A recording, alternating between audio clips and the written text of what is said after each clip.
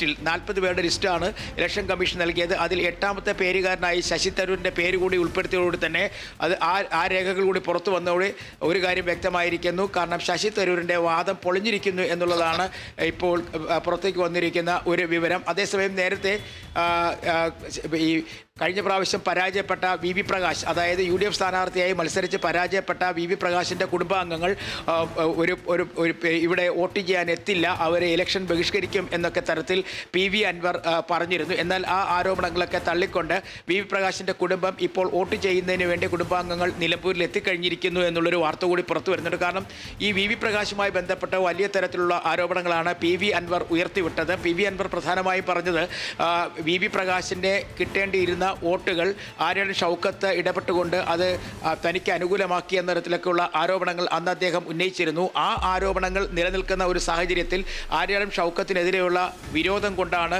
V പ്രകാശിൻ്റെ കുടുംബാംഗങ്ങൾ vote ചെയ്യാൻ വരാത്തതെന്നായിരുന്നു നേരത്തെ പറഞ്ഞിരുന്നത്. എന്നാൽ അതിൽ നിന്നെല്ലാം വ്യത്യസ്തമായി അവർ ക്ഷേത്ര ദർശനത്തിന് വേണ്ടി പോയിരുന്നു.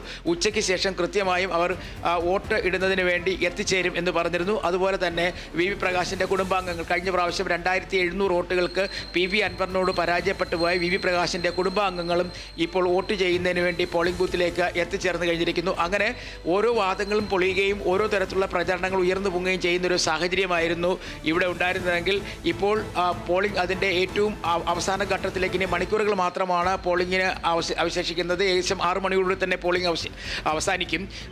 അതിന് മുന്നോട്ട് തന്നെ പരമാവധി ആളുകളെ പോളിംഗ് ബൂത്തിൽ എത്തിക്കുന്നതിന് വേണ്ടിയുള്ള ഒരു നീക്കം രാഷ്ട്രീയ പാർട്ടികളുടെ ഭാഗത്തു നിന്നുണ്ടായിട്ടുണ്ട്.